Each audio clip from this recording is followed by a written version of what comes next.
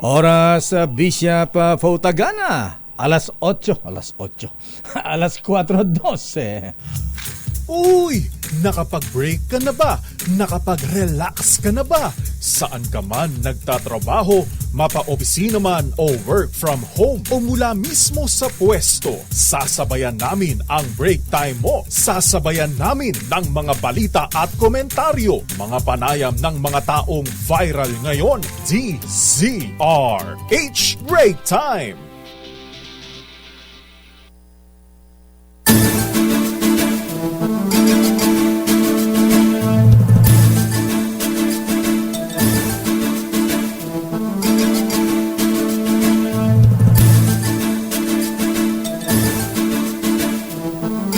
Magandang hapon Pilipinas.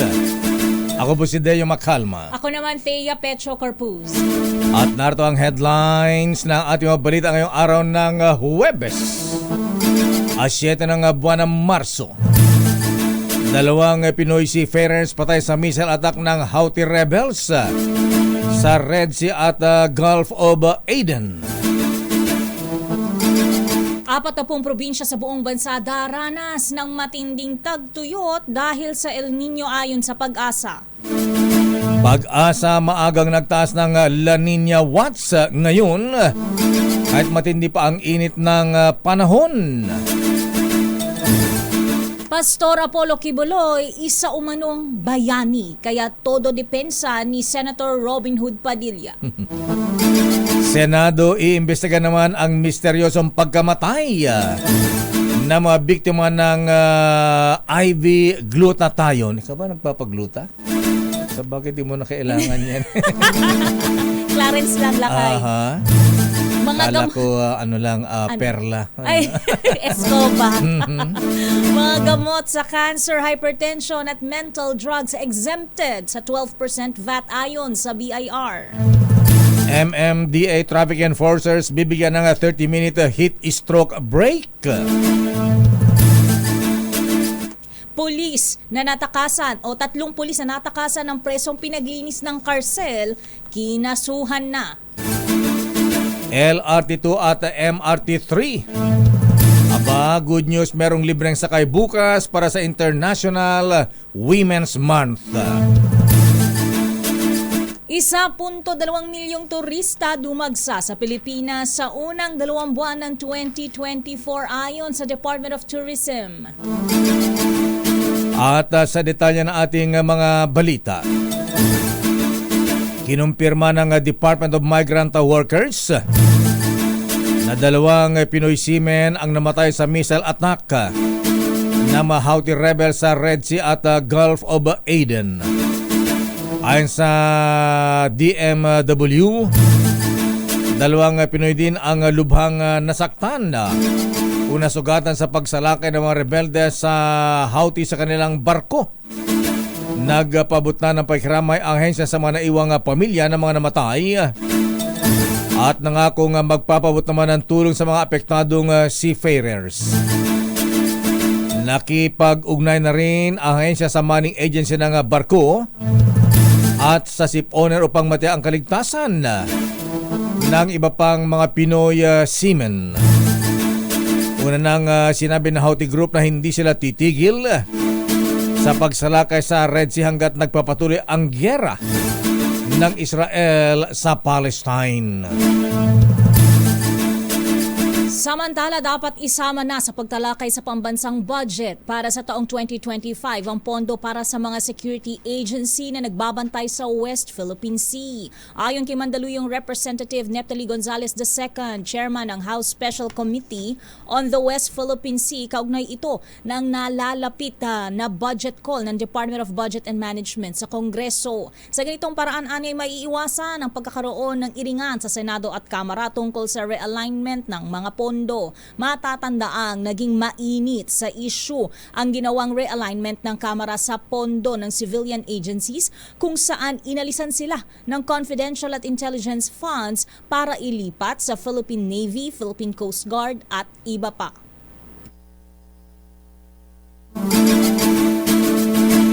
Samantala, nasa 40 probinsya sa bansa Ang daranas naman ng matinding tagtuyot o meteorological drought conditions dulot naman ng El Nino.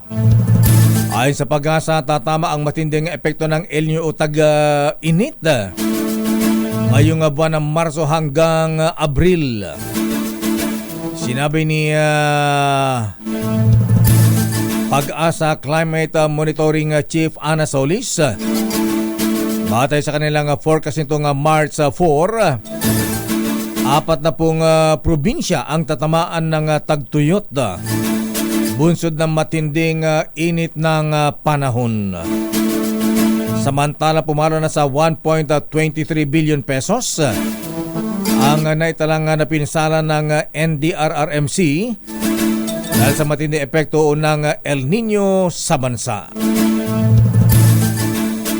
Samantala, itinaas ng Pag-asa ang La Nina Watch Alert dahil sa posibilidad na mag-umpisa ito sa Hunyo. Tumutukoy ang La Nina sa abnormal na dami ng ulan taliwas sa nararanasang El Nino na sobra naman sa init. Sa isang press conference, ipinaliwanag ni Pag-asa Climate Monitoring and Prediction Section Chief Ana Solis na may 55% na tsansang mag-umpisa ang La Nina sa susunod na 6 na buwan.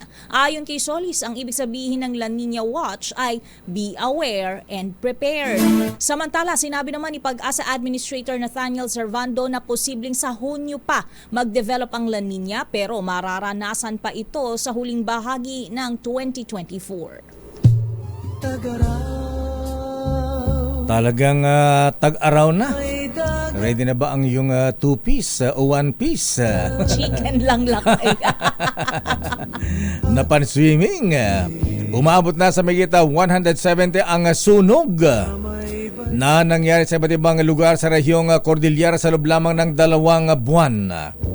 Ayon sa Bureau of Fire Cordillera, ayon kay Fire Inspector Janelle Manuel Daniel, mas mataas ang bilang nito kumpara noong nakalipas na taon. Sinabi ni Daniel na nasa 9.4 million naman ang kabuang halaga ng mga napinsala dulot ng mga nangyaring sunog. Kabilang ang mga forest fires. Naitala ng BFP mula January 1 hanggang March 5 ang 86 na forest fires, 49 na grass fires, 2 vehicular at agricultural at 4 na rabies fires at structural fires.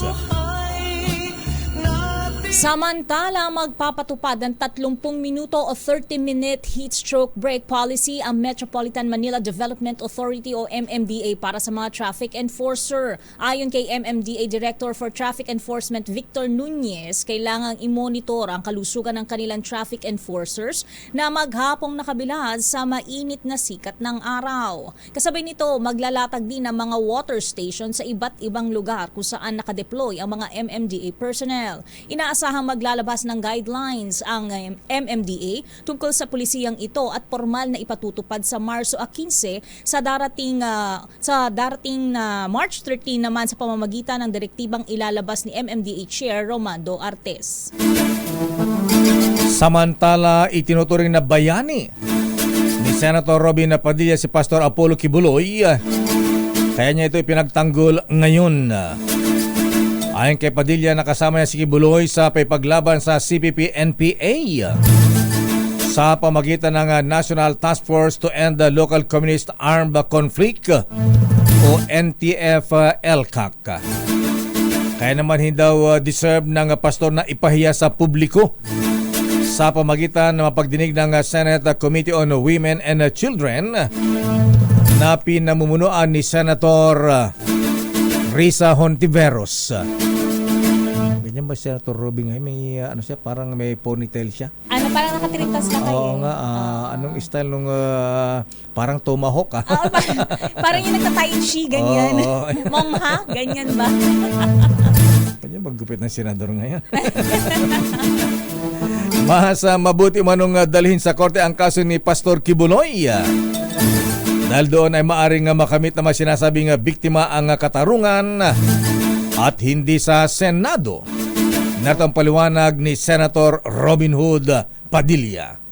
Meron akong sariling dahilan. Ang sarili kong dahilan para sa akin, nagiging biktima si pastor kasi nilabanan niya yung NPA.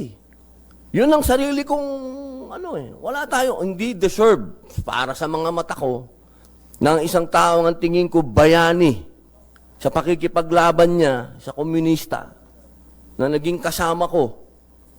Ganitong klase, papayagan ko, maiskandalo. Teka muna. Ano yan, Raymond? The privilege speech ba ni Senator Robin Hood dyan? O press con? Samantala, 3 boto na lang ang kailangan ni Senator Robin Padilla upang mabawi ang contempt order na inisyu ng isang komite sa Senado laban kay Pastor Apollo Quiboloy. Ito'y dahil nakakuha ng suporta si Padilla mula kina Senators Amy Marcos, JV Ejercito, Cynthia Villar at Bongo. Sa isang press conference, sinabi ni Padilla na lumagda silang 5 sa isang manifestation na kumukontra sa contempt order laban kay Quiboloy na isa mo ng sex offender. Si Senator Rizzo Ontiveros ang nag-cite in contempt laban kay Quiboloy dahil sa patuloy nitong pag-isnab sa sabina ng Senado kaya't ipaaresto na ito. Para kay Padilla, ipagtatanggol niya si Quiboloy dahil nakasama niya ito sa pakikipaglaban sa CPP-NPA sa ilalim ng National Task Force to End Local Communist Armed Conflict o NTF-ELCAC. Babalikan natin na lang pang detalye na ating mga balita. O yung mga ateng, yung mga kasama nating dyan na gustong magpaputi. Abay, mag-ingat kayo dahil meron na palang mga namatay dyan. At yung paggamit ng IV glutathione. Ano to, Sister Miss Thea? Ano ba yung IV lakay, glutathione? ibig sabihin may through your veins, intravenous. Parang swero, Isaswero ka, ganun. correct, isaswero ka. Then doon dadaloy na diretso sa ugat. Kaya kapag hindi siguro doktor ang gumawa, medical practitioner, malaki ang posibilidad. Naku, may mga namatay na pala sa Yun ganyan. na nga. Abay, nagwa-warning pa lang tayo last week ng ganyan dahil dun sa nireport natin. Abay, may mga namatay na pala.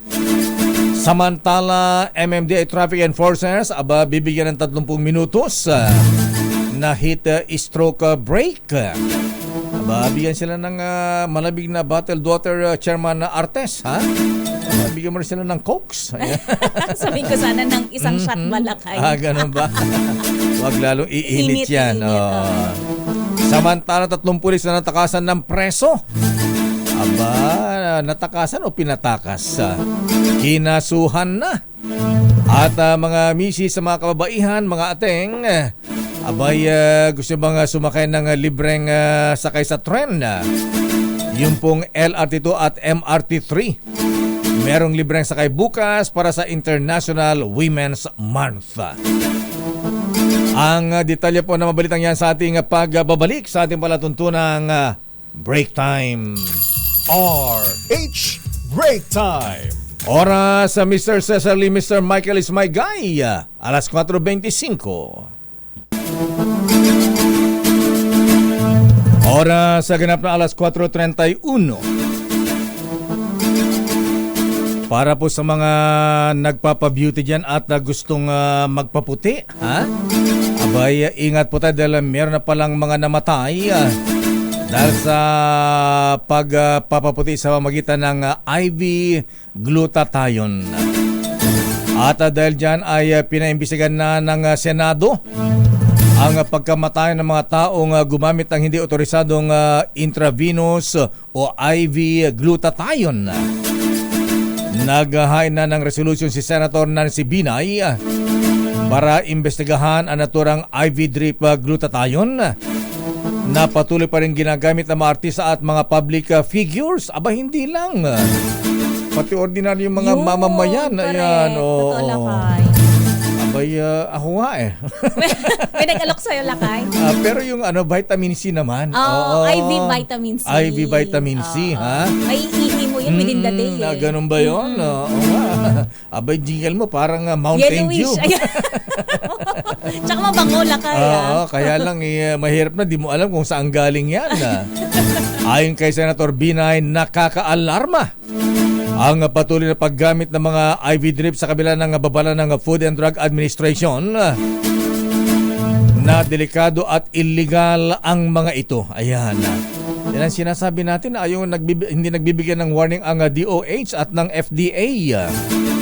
Sinabi pa ng senadora na mayroong mga nag-report ng namatay matapos magpagluta, kaya narapat lamang na imbestigahan para maprotektahan ang kaligtasan ng mga Pilipino, lalong-lalo mga magaganda naman ng kutis. Ayan, murenang kaligatan.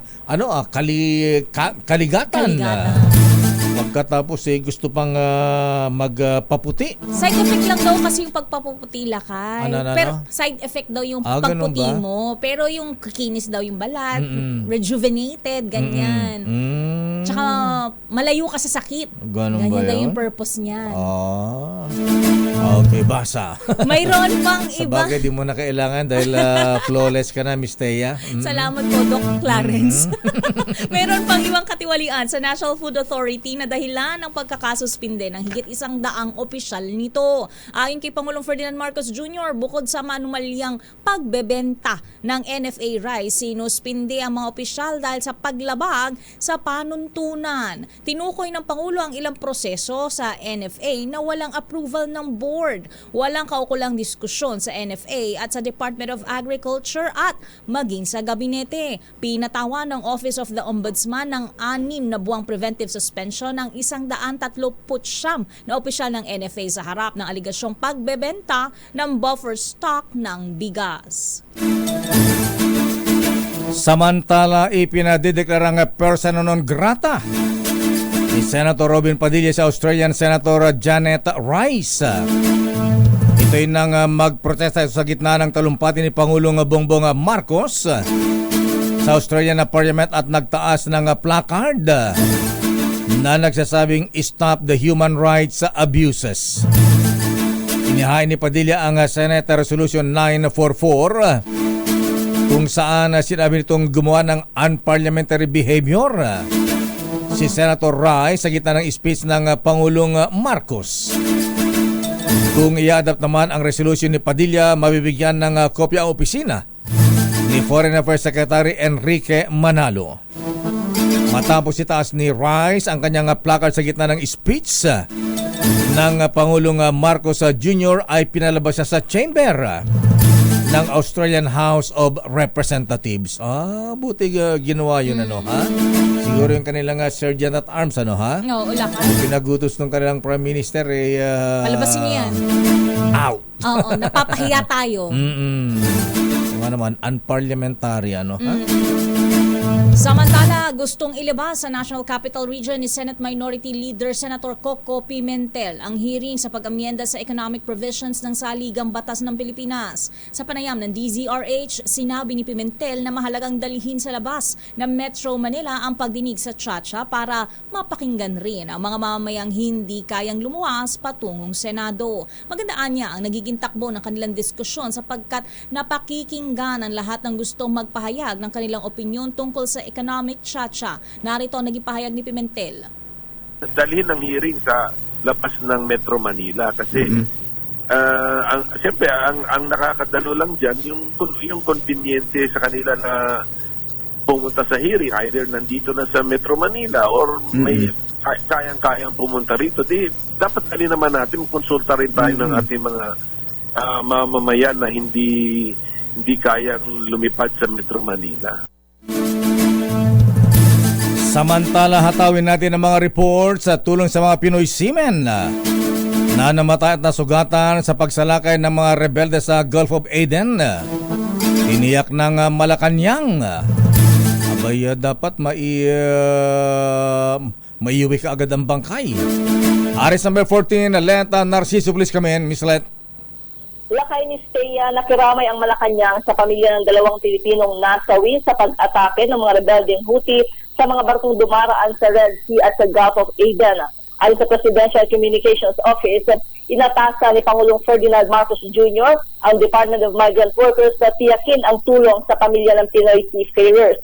Kasama sa direktiba ng Pangulo, ang pag-alalay rin sa pangailangan ng 2 pang Pilipinong nasugatan sa pag-atake sa kanilang barko. Kaugnay nito, nakipag-ugnayan na daw ang DMW sa manning agency at may-ari ng barko para matiyak na maayos ang kondisyon ng iba pang tripulante. Inaasikaso na rin ng ahensya ang pagpapauwi sa mga labi ng 2 namatay na hindi pinangalanan sa hiling na rin ng pamilya.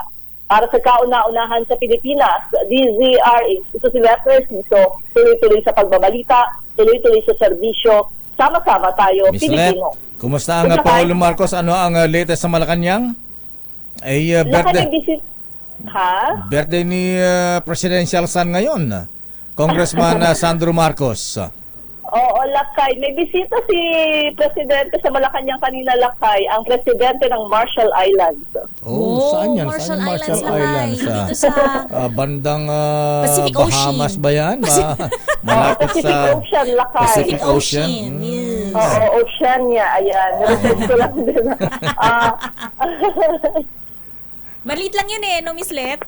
Oo, ayan. Parang, Katabi niya ang Micronesia ba yun? Ayan, Pero marami yung pala Lakay. dito, Lakay. Actually, ang tawag pala sa mga Pilipino sa Marshall Islands ay builders of Marshall Islands. Kasi mga Pinoy talaga yung Oh. nagtayo ng mga infrastruktura doon. Oh, kasi mga engineers yata mga Yes. nandyan. Oo. Pinoy Oo, engineers. Lakay. Oo. Okay, malapit ba sa Guam yan? Yun, Guam, oo. Okay, so anong party dyan? Wala bang party si Sandro dyan? Walang pamerienda? Wala eh. Walang At pa dito sa empanada man Malacanang lang? kanina lang kayo. Bukod dito sa, ayan, may bisita nga si Presidente. At kumusta ang dating First Lady Imelda Romualdez Marcos? Wala bang announcement? Wala bang update Oo. dyan sa Malacanang? Walang update, Lakay. Nag-abang rin kami maghapon pero walang inilabas na update ang palasyo. Okay, maraming salamat, Miss Let. Balik sa inyo, Lakay at Miss Thea. Samantala, OWA nakipag-ugnayan na sa pamilya ng mga namatay sa missile strike sa Gulf of Aden. Idetalye mo RH52, Edniel Parrosa. Edniel. Lakay at Mistea, nakontak na ng Overseas Workers Welfare Administration o OWA ang pamilya ng mga Pilipinong nasawi sa missile attack ng Yemeni group na Houthi sa isang cargo ship sa Gulf of Aden. Ayon sa OWA, naabot na ng mga Regional Welfare Office nito mga kaanak ng Pinoy seafarers para sa agarang tulong at suporta batay na rin sa utos ni Pangulong Bongbong Marcos. Pero gaya ng naunang pahayag ng Department of Migrant Workers, hindi muna tinukoy ng OWA ang pagkakakilanlan maging ang mga lugar kung saan nakatira itong mga kaanak ng mga tripulante bilang pagbibigay privacy sa kanilang pamilya. Bukod sa mga binawian ng buhay, 2 pang Pinoy seafarer ang nasa malubhang kondisyon. Bunsod ng pag-atake ng Houthi sa barkong may pangalang True Confidence.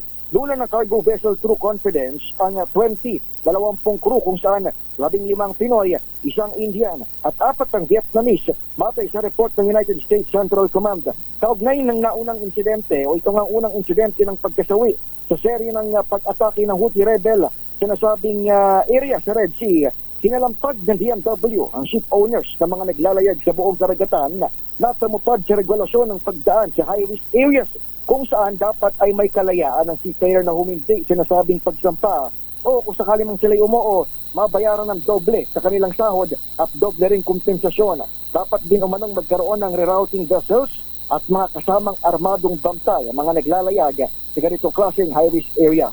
Para sa kauna-unahan sa Pilipinas, DZRH, ito si Edniel Parrosa. Tuloy-tuloy sa pagbabalita, tuloy-tuloy sa serbisyo. Sama-sama tayo, Pilipino. Maraming salamat, Edniel Parrosa. Samantala, pagkamatay ng 2 seafarer sa pagsalakay ng mga rebeldeng Houthi sa Red Sea, kinundi na naman ni Senate President Juan Miguel Zubiri. Aris number 28, Raymond at Paz, please come in. Raymond. Mayor Mistea, kinundina ni Senate President Juan Miguel Zubiri ang ginawang pag-atake ng mga rebeldeng Houthi ng Yemen sa isang cargo ship sa Gulf of Aden na nagresulta sa pagkamatay ng 2 Pilipinong seaman at 2 ding kapwa Pinoy ang sugatan. Ayon kay Zubiri, sa itong gawaing terorismo dahil walang maaring katwiran ng mga ganitong uri ng karahasan. Naghahanap buhay lang ng marangal ang ating mga kababayang seafarers na biktima ng pag-atake. Agad nagpatid ng pakikiramay si Zubiri sa pamilya ng mga namatay at kaysa umuno itong sa paghanap ng katarungan. Nanawagan ito sa Department of Migrant Workers na tiyakin na maiuwi sa lalong madaling panahon sa kanilang mga pamilyang mga labi ng mga biktima at ibigay ang kinaukulang tulong sa mga nasugatan. Para sa kaunlaran sa Pilipinas, Mayor. Bakit binawi ni Senator J.B. Ejercito yung kanyang boto in favor dun sa resolution ni Senator Robin Padilla na huwag arestuhin si Pastor Apollo Kibuloy. Dito sa bagay, pwede nang pag-usapan kasi sabi niya, 30 minutes muna. Magpadala muna ako ng sulat kay Senator Robin. Sabi niya, doon naman kasi sa kanyang paliwanag, Mayor, kanya daw nirepaso yung mga investigasyon na nangyari dito sa Senado. Dahil nung unang paniniwala niya ay may kaso naman na daw ang ipinail na DOJ. So dapat doon na sa korte pag-usapan yung mga reklamong pang-abuso laban kay Pastor Apollo Kibuloy. Pero sabi niya, nung kanya daw ni-review yung mga testimonya, mukhang pwede naman palang magsabay.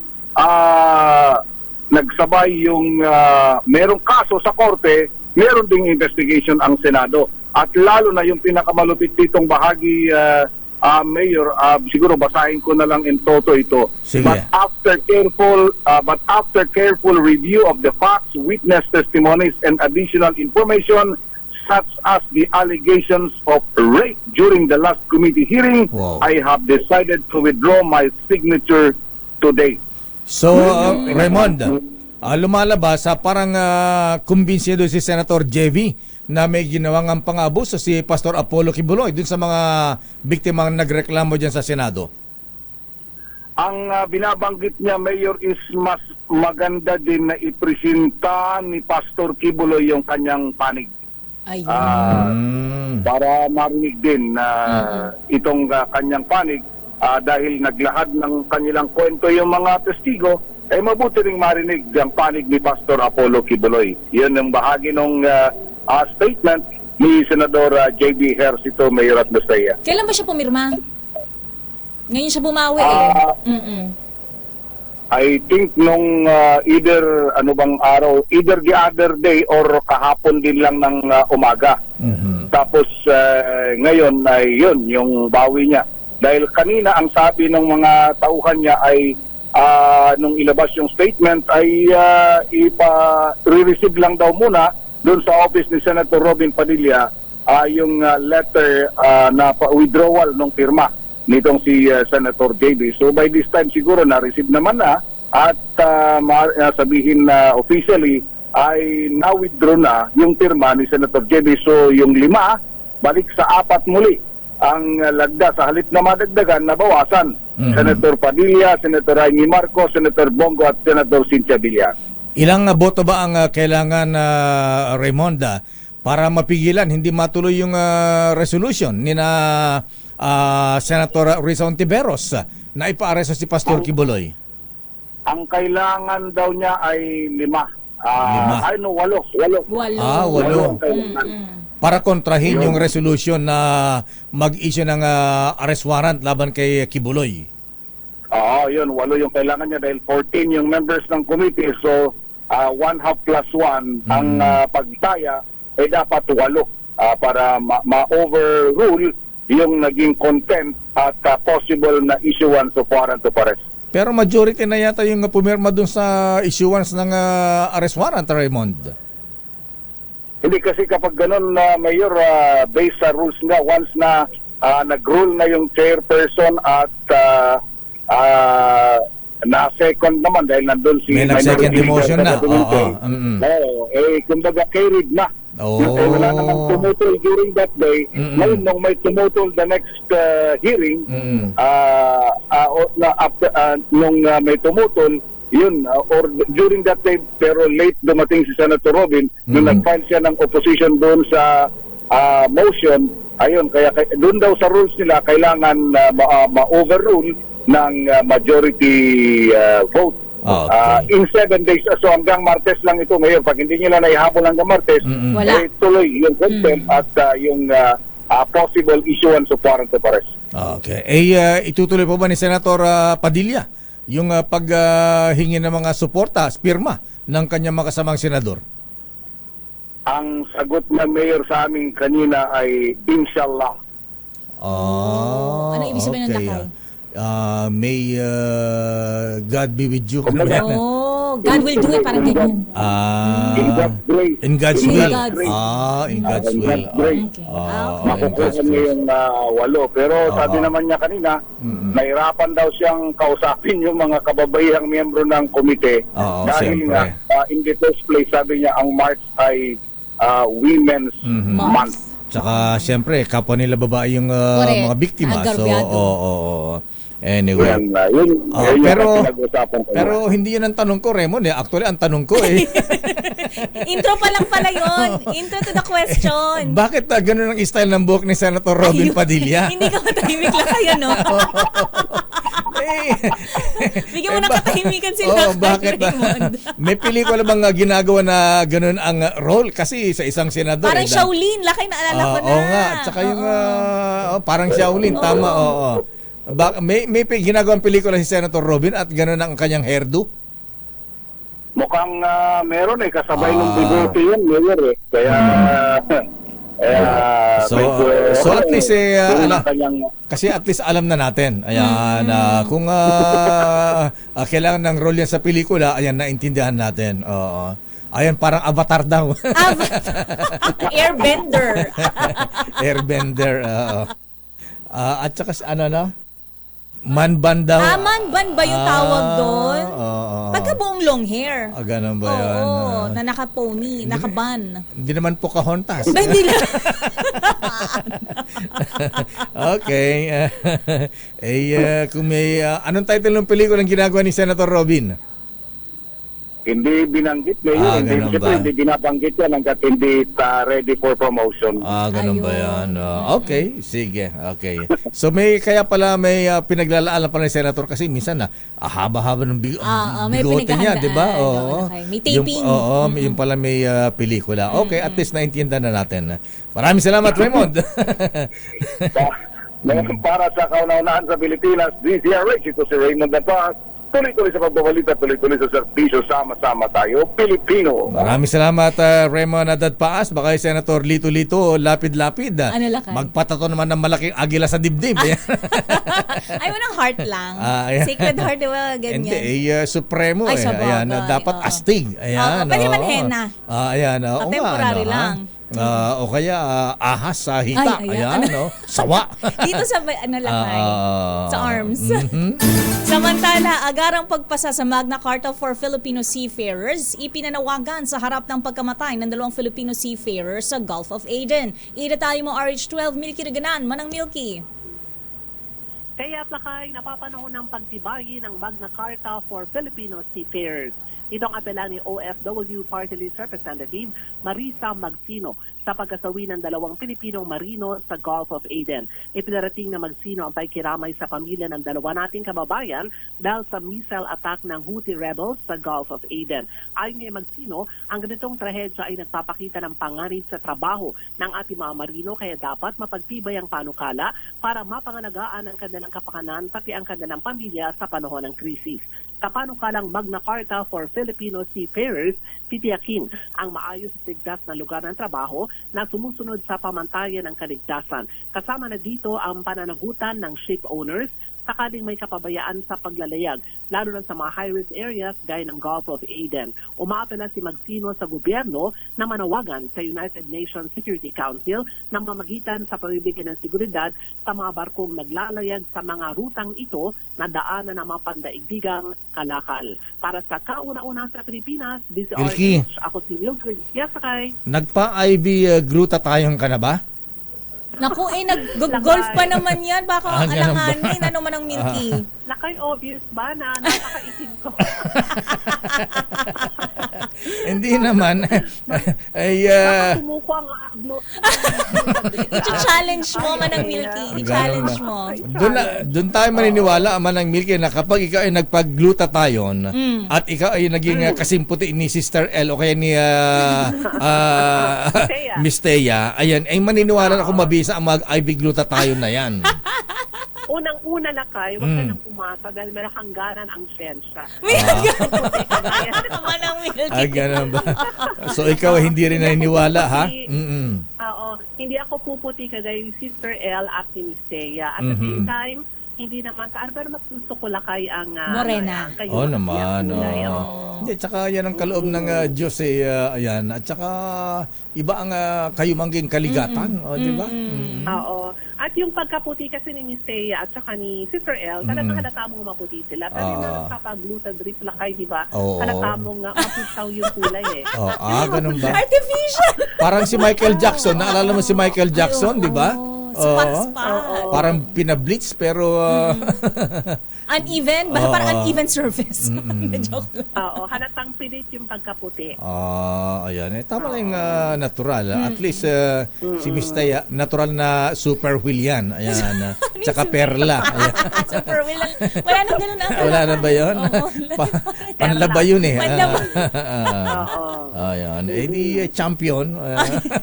Pride. Pride. Tama na tayo lakay sa ating mga kulay. Lalo Ayan, na sa totoo yan. madalas tayong nabibilad sa araw. At saka mas malakas ang resistensya ng mga morena kaysa yung mga tingin mo yung mga Caucasians, mga puti, di ba? Madaming freckles, discoloration. Okay. At sa pagtingin natin lakay, mas madaling tingin natin tumanda yung mga Caucasian. Oo Ay, nga, correct. tama. Okay. Tsaka tayo, di natin kailangan mag-sunbathing pa. Oo, natural. Sila Naturally nagsa-sunbathing tan. pa. Oo. Ayan. Ang golf tan yun. Ayan. Golf tan. Golf tan pala yung golfer, golf golf tan. tan. Pag Okay. sinabi nga, itim-itim mo naman lakay, ay hindi ako maitim, golf tan yan. Ayan. Yung pala sagot lakay. Maraming salamat, Tiger Woods. Balik sa iyo lakay at Sister El Tuloy Thea. Maraming salamat, Manang Milky. Babalikan natin lang pang detalye na ating mga balita. Ano yung Catch Up Friday sa Miss Thea? Meron bang Catch Up Friday sa mga yung bang mga, di ba, maraming bakasyon, mga ganyan? Bakit daw magka-catch up Fridays lakay? Wala na akong budget. Ganun ba? Paano? Dahil kulang daw ang mga libro para sa mga estudyante sa mga public schools. Ibibigay. So kailangan daw mag-catch up para mapaspasan ang kanilang pag-aaral, ganun ba? Anyway, babalikan natin. Pinatitigil, ha? Bakit? Babalikan natin ang detalye ng balitang yan, mga misis, mga teachers, mga classmates. Standby Miss Alia Ecatlo Deport. Tahanang, nga pala, ha? Wala na yung kalaban ng Itbulaga. Oo. Malaki nga daw ba utang sa GMA7? Naku po. Talagang hindi nagre-rate. Naka. Babalikan natin yan mula kay Miss Alia Ecatlo Deport. Oras, Miss Thea. Kulang-kulang 6 na minuto bago mag-alas 5. Pilipina, maganda pa, mabango pa. I'm not trying to be derogatory, but nothing beats the Pilipina. Maganda, mabango, lahat na. Hindi na kailangan na dong ng glutathione, ha? Hindi na kailangan mag-artificial. Iba ang natural. Ay, talaga, ha? At saka nakabahala. Di mo alam kung saan galing yan. Totoo lakay. Hindi man inaasain na ito yung mga nag-glutathione sa IV drip sa mga parlor. Dapat yan, mga ganyan, supervise ng doktor yan. O kaya nurse man lang. Yes. Siguro sa mga clinic, pero nakaduda pa rin kung hindi lisensyado yung Aging kiklinik na lakay. Aging doktor. Baka Doktor kwak-kwak pala. clinic-clinican lang yan. Correct. Samantala, pinatitigil ang dalawang grupo na mga guro ang implementasyon ng Catch Up Fridays sa mga paaralan. Ito ay ang pagtatakda sa araw ng Biyernes upang hikayatin ang mga mag-aaral na magbasa. Ayon sa Alliance of Concerned Teachers, ang mga guro lamang ang pumapasan sa dagdag na trabaho sa nasabing programa. Dahil kulang sa mga libro para sa mga Catch Up Friday sa mga estudyante, ay naobliga ang mga guro na gumastos ng sariling pera para sa mga reading materials ng kanilang mga estudyante. Para naman sa mga Teachers Dignity Coalition na kailangang i-review ang programa dahil nagdudulot lamang ito ng problema sa sektor ng edukasyon. Kala ko yung mga make-up classes. Oo nga. Ayan, Catch up pala pagbabasa lakay. Samantala, kinasuhan na ang 3 pulis na naka-duty noong makatakas ang preso sa Iloilo City Police Station 3. Ayon kay ICPO spokesperson Police Major Sheila May Sangrines, kasong kriminal ang inahain sa Patrolman Staff Sergeant at Chief Master Sergeant ng naturang police station. Iniintay na lamang ang resulta ng investigasyon sa nangyaring insidente para makasuhan ng kasong administratibo ang isa sa 3 pulis. Nakatakas noong February 28 ang presong si Gabriel Carlo Tabon na may kasong estafa matapos itong utusan na maglinis sa labas ng kulungan. Oras sa ganap na alas 5 na. Oy, bati mo natin si Most Worshipful Roland Paulino. Abay, Most Worshipful Sir, ha? Hindi mo na kailangan magpa-IV glutathione. Ayan. Bakit lakay? Maganda na ang kutis niya. Mamula-mula na siya ha? Yan naman ay parang golf tan din. Parang si Manang Milky. At binabati natin si Dr. Villa Subido ng Villa Care Health and Wellness. Mula ko yung Abe Pitel. At least kung si Dr. Villa ang mag-AIB glutathione sa iyo ko yung Abe, ay at least ay safe ka dahil doktora yan. Doktora siya. Yan.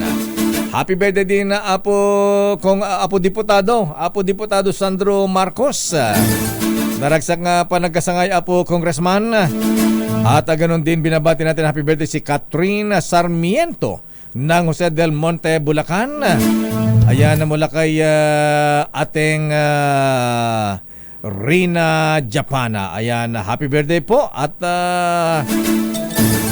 binabati ni Kuya Rene at Arta Sarmiento ng Quezon, Nueva Ecija. Papa Emperador daw si mamaya. Ayun. Na-alarma naman ang Department of Health sa epekto ng paggamit ng e-cigarettes dahil sa kaso ng mga kabataan na dumaranas ng pinsala sa baga. Naku mga misis, yung mga anak natin kung magpausok ng vape, ha? Akala mo parang may sunog na, ha? Oo, lakay, grabe. Minsan sa kotse may mamasunod ka ganun. Umuusok. May exhibition pa yan, lakay. Ganun ba? Oo. Ano exhibition ng e-vape? Kasi kailangan magkaroon ng butas yung gitna. Okay, may ganun ba yun? shape na yan. Parang sa Yossi lang nung araw pag nag-aral tayong manigarilyo ng bata tayo sunod-sunod yung parang may parang butas, ring. Oo, di ba?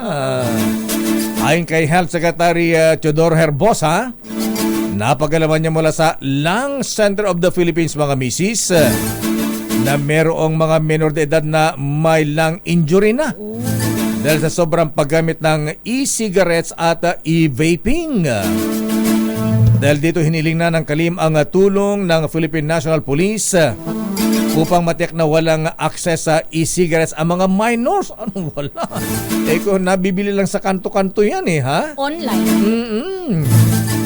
Partikular na ang pagtitiyak na mahigpit na ipinatutupad ang pagbabawal sa pagbebenta ng mga vape sa mga below 18 years old. Nako. May mga nasa elementary nga, mga high school. Agim-agim dan. Oo, kung mag-vape yan, grabe, ha? Paano? May sunog. Ayan. Showbiz, Miss Thea. At ito na nga, tahanang pinakamasaya. Nalungkot na dahil tsugi. Simula bukas. Tape Incorporated may patutsada naman sa TVJ. Idetalye mo, Showbiz Princess Aliyay Catlo IV. Lakay at Miss Thea, opisyal nang inanunsyo ng Tape Incorporated na wala sa ere ang noontime show na tahanang pinakamasaya simula bukas. Nagpasalamat ang Tape sa GMA Network, loyal viewers, hosts, employees at advertisers na nakasama nila sa halos 1 taon. Pero sa isang video kung saan hinarap ni Tape President at CEO Jonjon Halosos ang kanilang mga empleyado, tila sinisisi nito ang TVJ at GMA Network kaya natsugi ang show. Sa naturang assembly, sina Tito, Vic, and Joey raw ang dahilan kung bakit nalugi ang kumpanya. Ayon kay Halosos, nagsimula silang makialam sa programming ng Itbulaga nung napansin nilang masyado ng malaki ang ginagastos nila kumpara sa pumapasok na income. Pinagsususpetsahan din niya kung planado daw ang biglang pag-alis ng TVJ at ibang host ng Itbulaga dahil nagkaroon agad ito ng bagong show. Ngayon ay pasya na silang itigil ang tahanang pinakamasaya dahil lumulobo na raw ang kanilang utang sa GMA. Wala namang komento ang TVJ ukol rito. Pero samantala, Lakay at Miss Thea, may pahiwatig naman ang Facebook page ng Wawawin na game show ni Willie Revillame na babalik daw ito sa GMA. Para sa Breaktime Showbiz, ito si Aliyah Ikatlo. Tuloy-tuloy sa pagbabalita, tuloy-tuloy sa serbisyo. Sama-sama tayo, Pilipino. Baka mas malakas sa kumita si Kuya Willie. Ayan. Baka mas nagre-rate pa. Ha? At yan ang kabuo natin mga balitaan talakayan sa ating palatuntunan ng break time.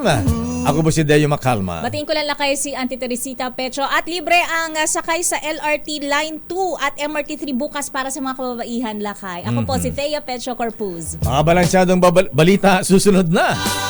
Chairman of the Board, Henry Uri at Miss Kay, Karen Oyong. Bye-bye. Stay safe.